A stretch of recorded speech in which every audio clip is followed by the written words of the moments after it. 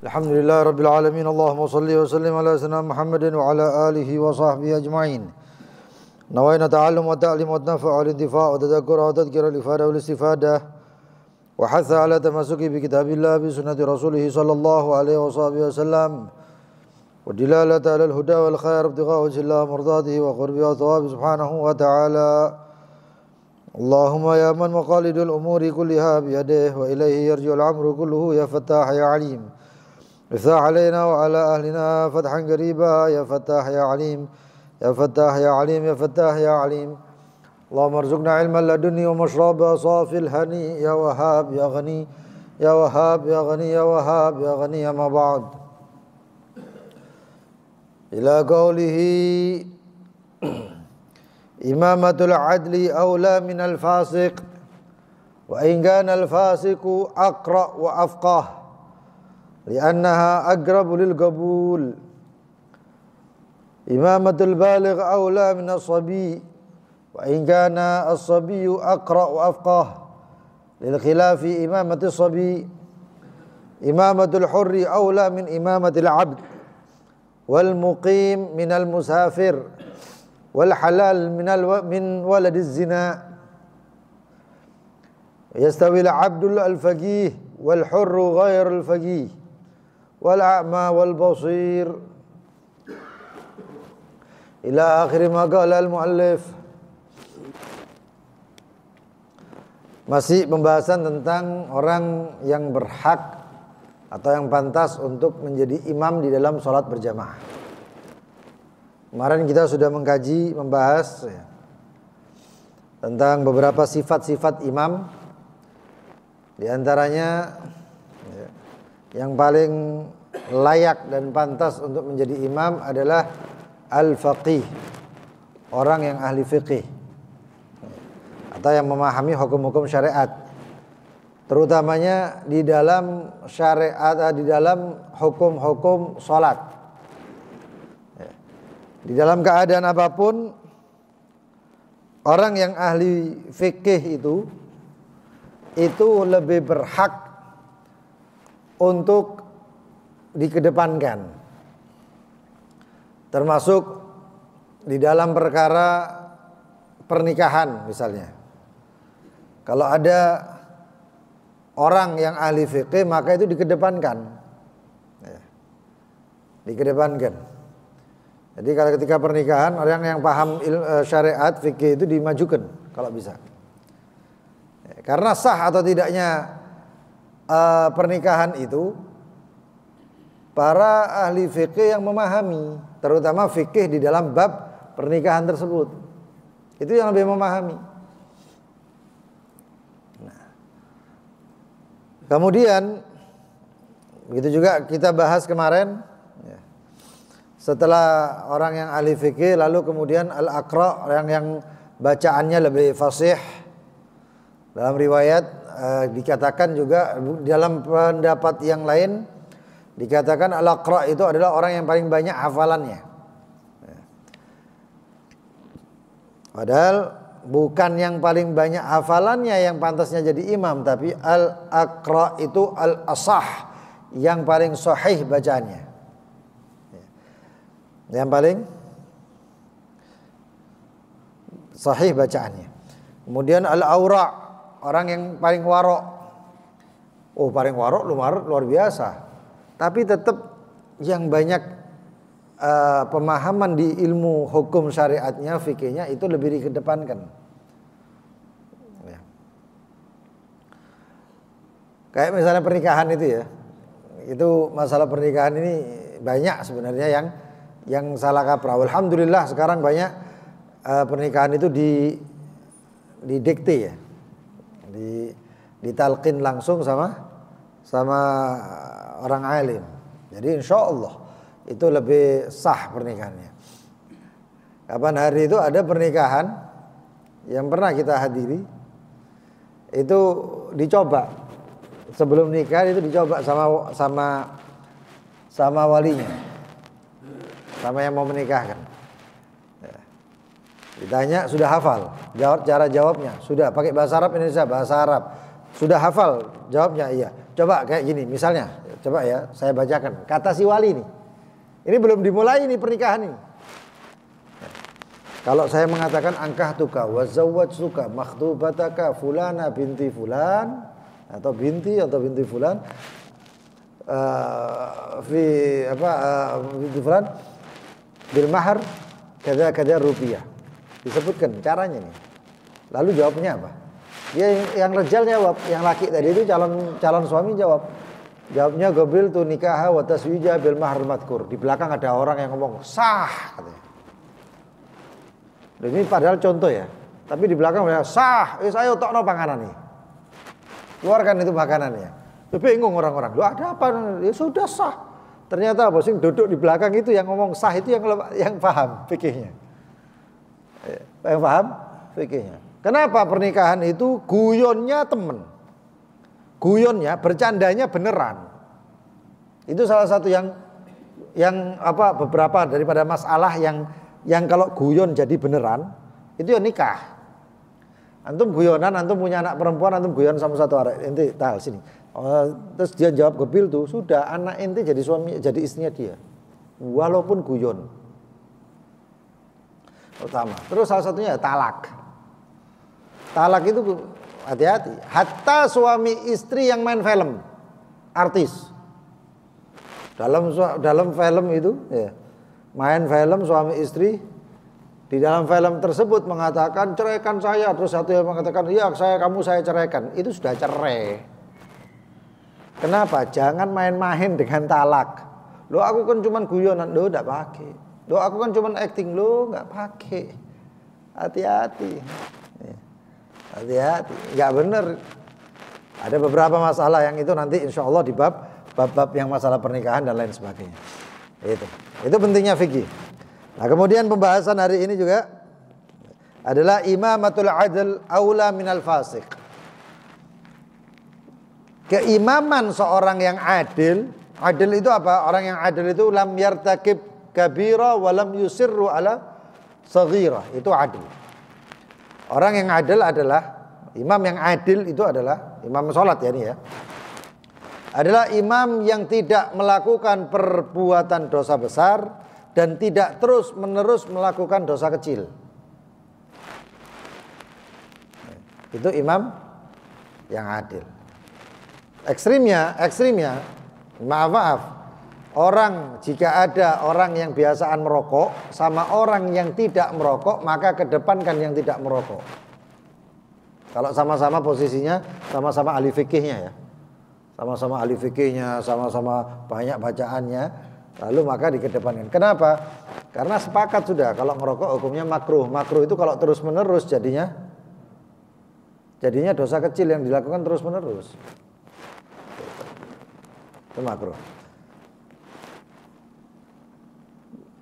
Itu adil ya, masalah adil. Tapi kalau ada imam fasik, nah ini fasik berubah lagi nih. Orangnya melakukan dosa yang terus-menerus, termasuk dosa besar. Ya. Enggak sholat, mabaina sholaten, di antara dua sholat dia duduk cangkruk ghibah, gosip. Ya. Ini dosa besar gosip. Siapa yang bilang gosip dosa kecil? Enggak ada. Ya. Ngomongi orang, itu dosa besar. Orang itu kalau misalnya ada orang yang tidak ghibah, kemudian dia jadi imam, dia lebih pantas. Kalau imamnya jago ghibah, nggak pantas jadi imam, pilih yang lebih adil. Ini fikihnya ini. Ini syariatnya. Wala yaghtab ba'dukum ba'dha ayyuhibbu ahad. Itu Al-Qur'anul Karim. Ulama ada yang mengatakan bahwasannya apa itu dosa besar? Dosa besar adalah dosa yang tertulis di dalam Al-Qur'anul Karim. Itu semuanya dosa besar. Itu sebagian daripada ulama, kalau nggak salah Imam Al-Ghazali lebih condong ke situ.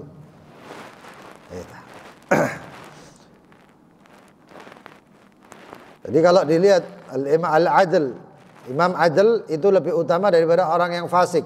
Walaupun itu orang fasiknya lebih fakih dan lebih akra, lebih banyak, lebih sahih atau sahih bacaannya. Itu fasik tapi bacaannya bagus. Tetap lebih fakih, tetap. Hajjaj bin Yusuf itu orang yang pertama kali ngasih titik di Al-Quran ya. Bukan harokat fathah kasroh, bukan. Titik di dalam Al-Quran. Qaf titiknya 2, huruf tha itu titiknya 3. Itu Hajjaj bin Yusuf. Dia dilantik jadi gubernur di Basrah. Di Basrah kalau nggak salah atau di Kufah. Beliau Hajjaj bin Yusuf itu bangun satu tempat, ya, kayak desa gitu, dengan temboknya yang tinggi. Itu tidak keluar dari desa tersebut per minggunya kecuali kurang lebih 3.000 jenazah. Hasil Hajjaj, dipenggali. Hajjaj bin Yusuf itu kalau khutbah bukan yang dipegang kayu itu, bukan. Yang dipegang itu pedang. Memang anjurannya ada yang mengatakan pedang. Ketika pertama kali khutbah, itu ketika pertama selesai dilantik, itu Hajjaj bin Yusuf itu khutbahnya bunyinya apa? Bunyi pertamanya pendahuluannya itu adalah, sesungguhnya aku melihat kepala-kepala kalian seperti anggur yang siap dipetik. Pendahuluannya ada ekstrim ya apa? Serem. Ada satu ngomong, "Hei, turun," katanya. Turun Hajjaj. Tapi didatangi dipenggal. Deng. Kepalanya orang yang ngomong turun tadi itu.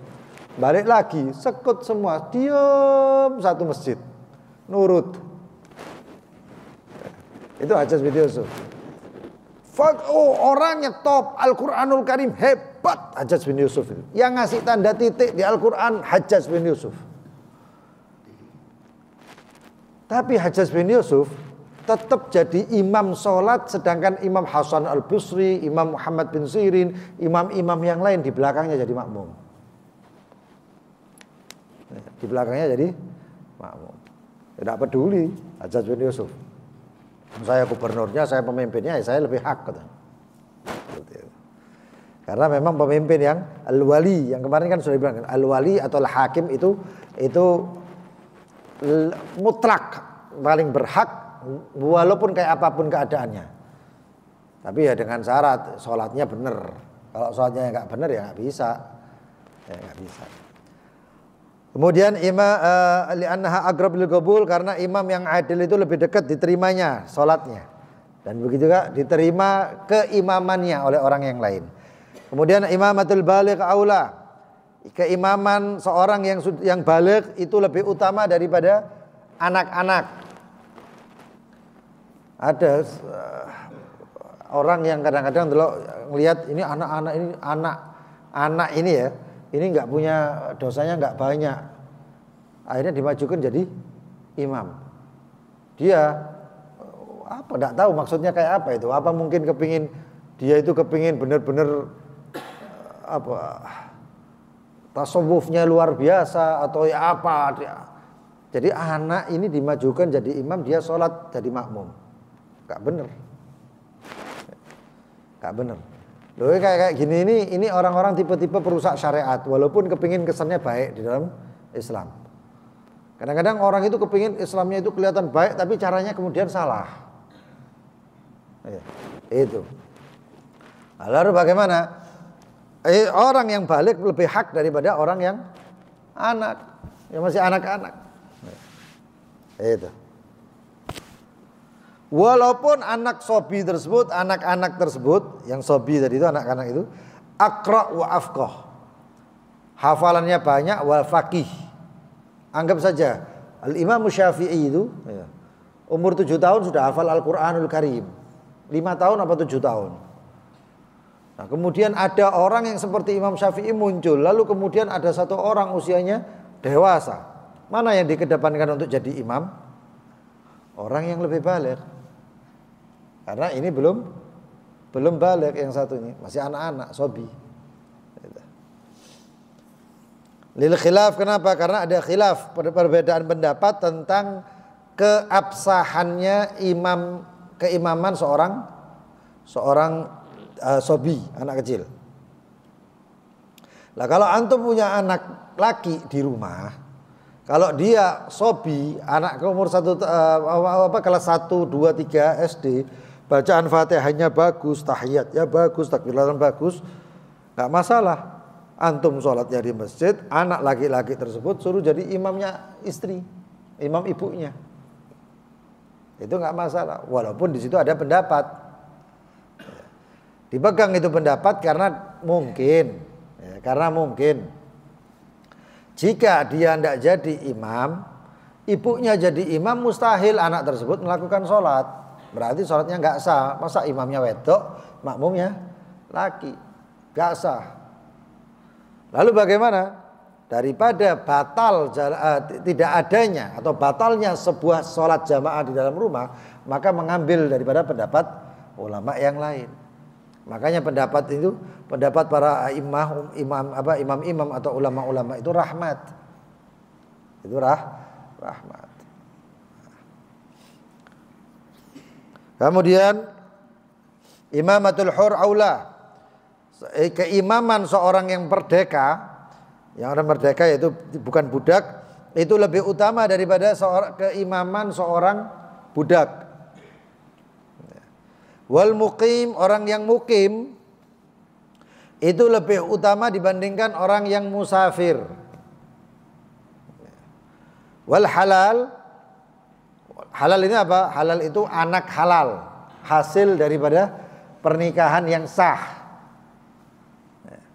Itu anak halal. Itu lebih utama daripada min waladiz zina, daripada anak wal iyadu billah nasallallahu alaihi afiyah, lebih utama daripada anak dari hasil perzinahan. Ada anak hasil perzinahan, nasallallahu alaihi afiyah, jadi orang alim, santri dan kemudian jadi orang alim lalu menjadi sholat. Di situ ada orang yang hur, merdeka, ya ahli fikih juga, akra juga, bacaannya bagus juga. Kedepankan yang ini.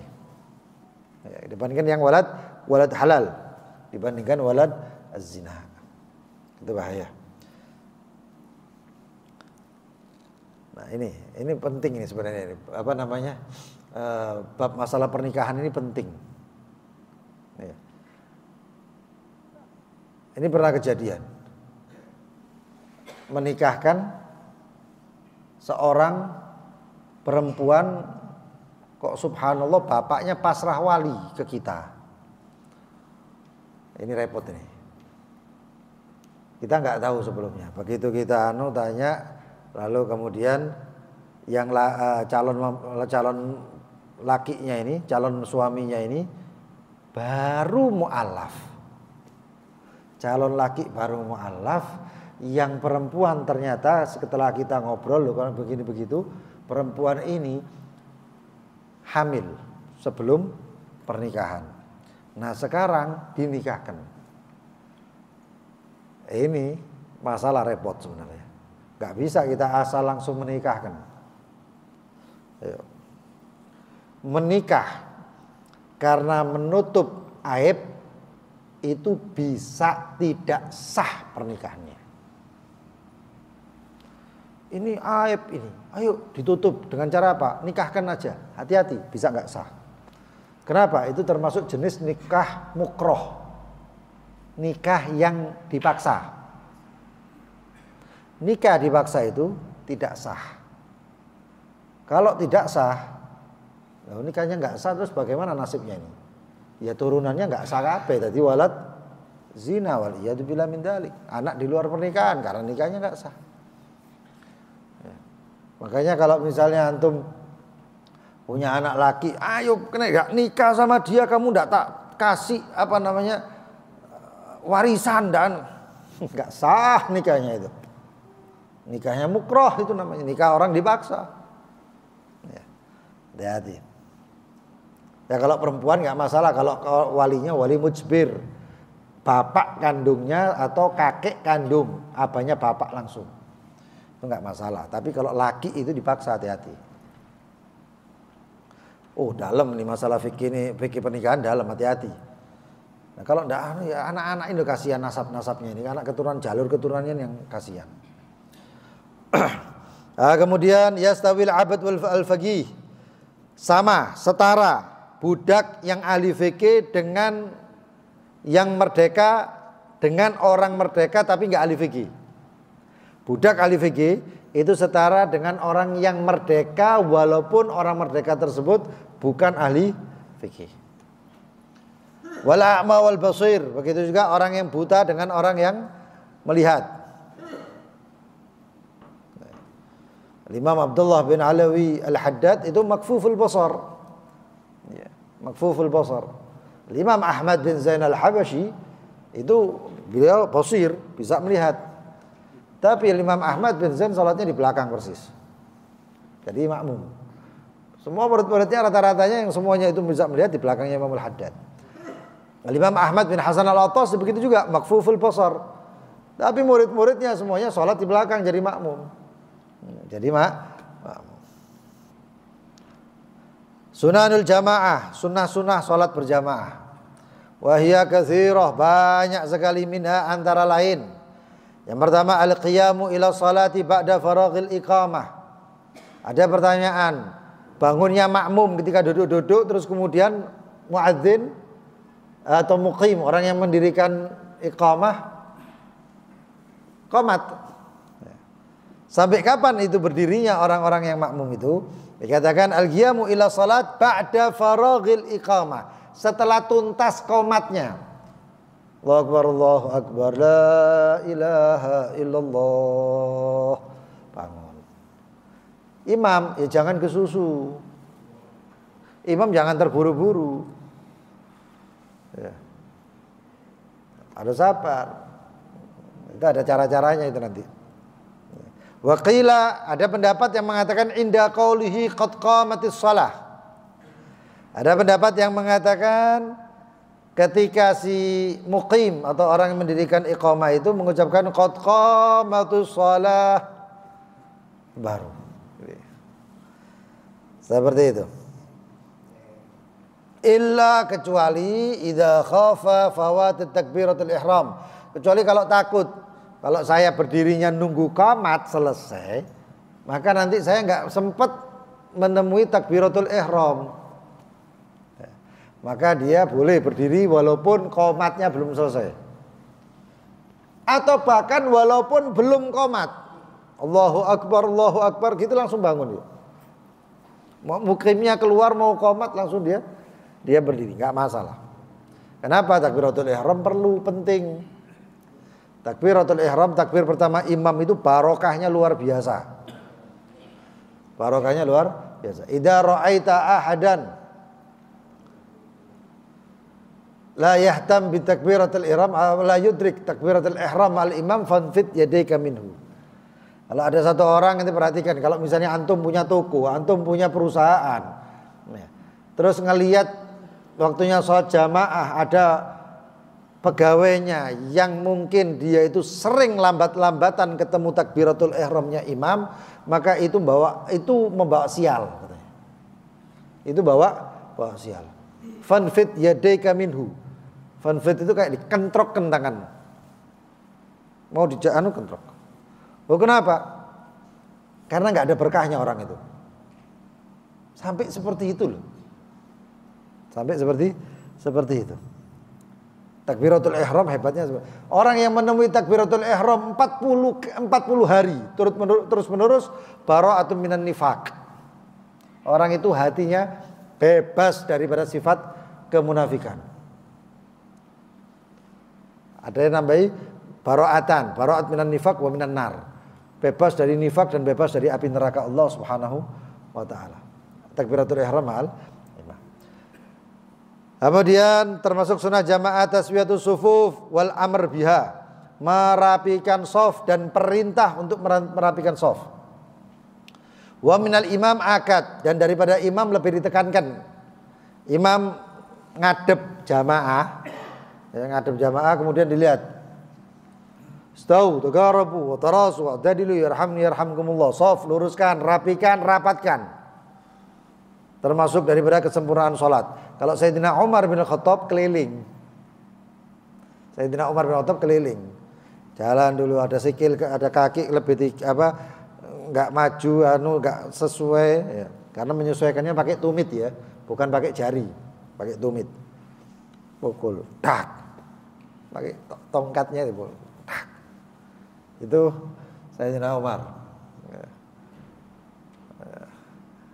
Ya kalau Sayyidina Umar nggak ada yang berani ngelawan. Kalau di sini imamnya gitu digeruduk. Allah mana? Gantian nih imam ini kayak gitu kan berarti.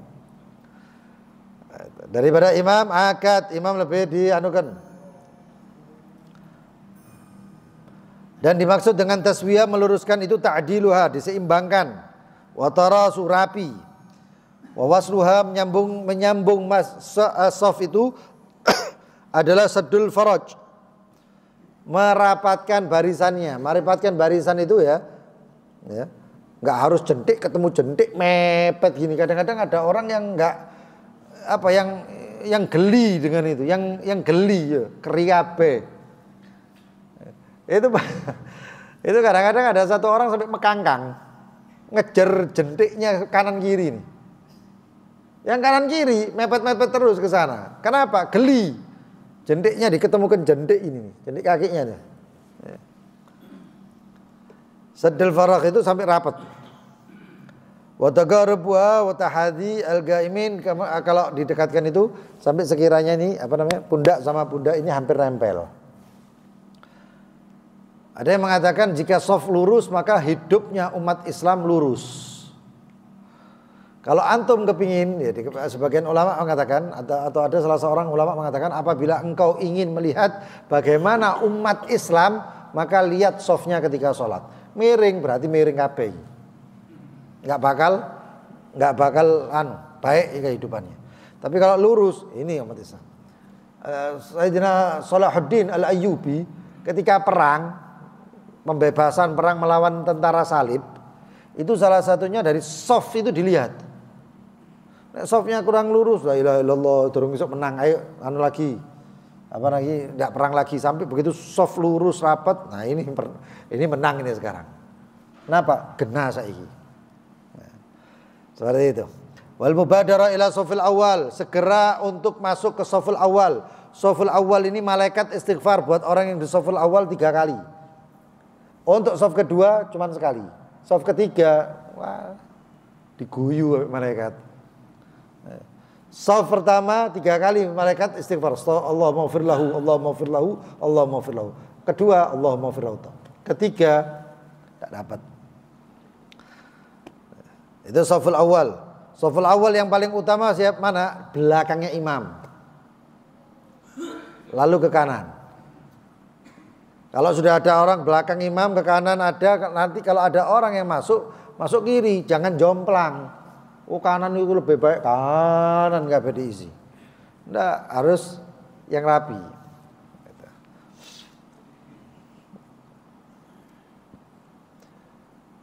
Kemudian jahrul imam.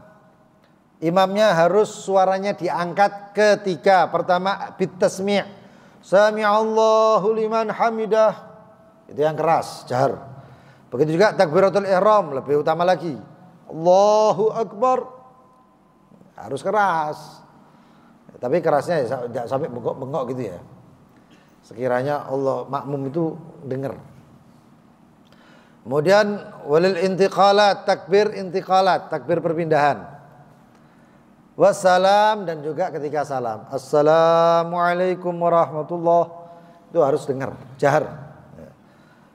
Wa muwafaqatul masbuk, dan muwafaqatul masbukil imam fil adkar ghairul wajibah. Mengikutinya si makmum masbuk, makmum ini sekarang mengikuti imam fil adkar ghairul wajibah, di dalam setiap adkar yang enggak wajib adkarnya. Zikir-zikir yang enggak wajib. Zikir yang enggak wajib seperti apa?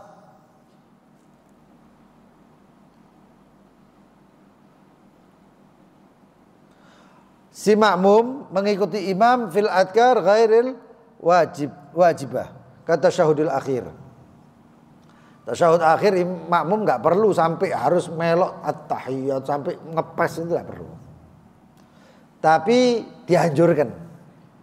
dianjurkan barengi si imam di dalam adkar. Tapi kalau pergerakan enggak boleh, makruh.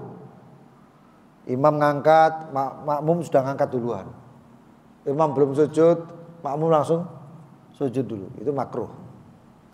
Kemarin sudah dibahas, kalau sampai melebihi beberapa rukun, ya, itu bisa batal. Ruknain, 2 rukun, kalau keterlaluan itu makmum 1 itu bisa membatalkan sholatnya.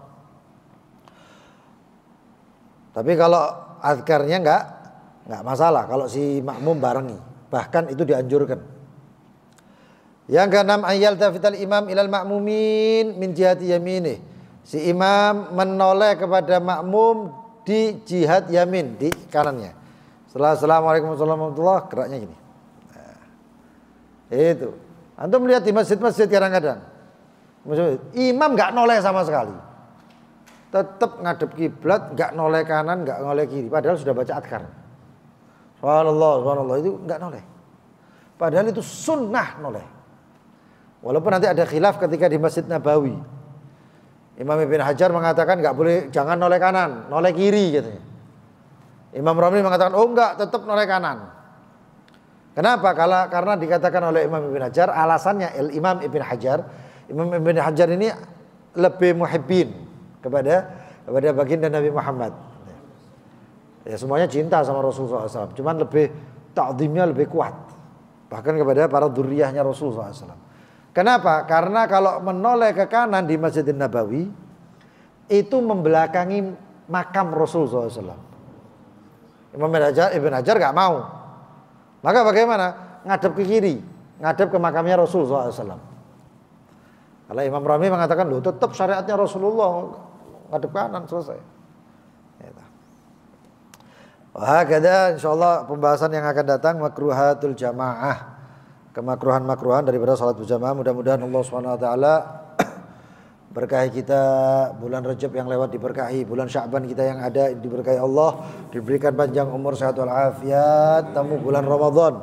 Ya, mudah-mudahan Allah berkahi bulan Sya'ban ini dengan segala gufulnya hajat-hajat kita, hajat dunia bil maisarah, hajat al-akhirah bil maghfirah, dikarenakan ilmu yang bermanfaat dunia wal akhirah. Mudah-mudahan.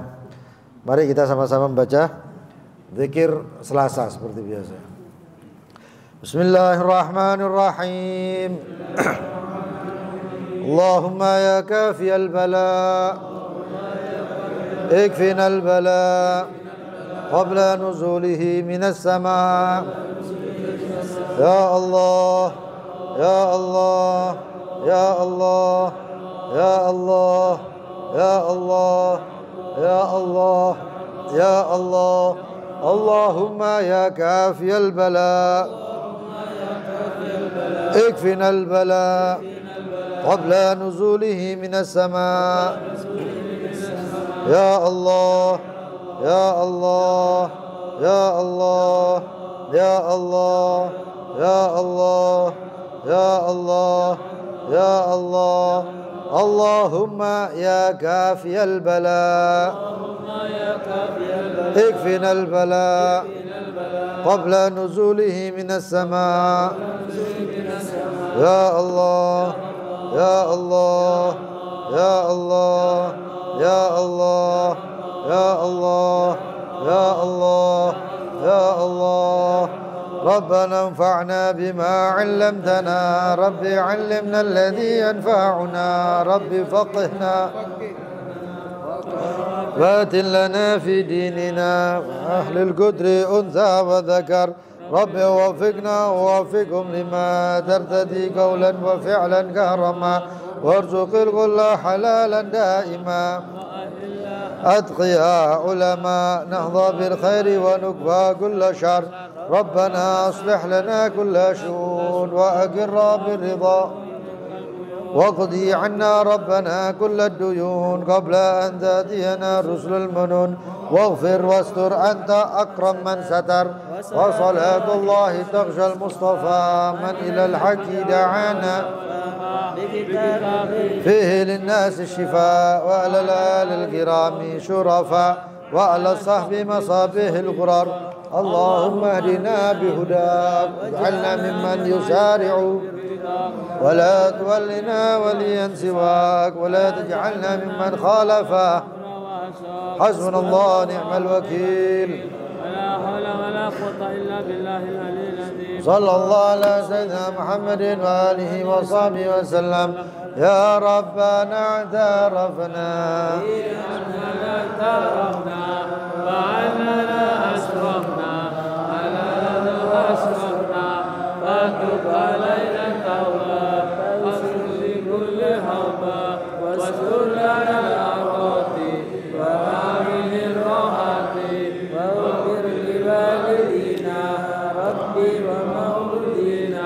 والأهل والإخوان وسائر الخلان وكل ذي محبة أو جيرة أو صحبة والمسلمين أجمع آمين ربي أسمع لا باكتساب منا بالمصطفى رسولي صلى وسلم ربي عليه عد الحب وآله وصحبه ذات صحبي والحمد لله بدء وتناهي سبحانك اللهم وبحمدك أشهد أن لا إله إلا أنت أستغفرك وأتوب إليك اللهم صل على سيدنا محمد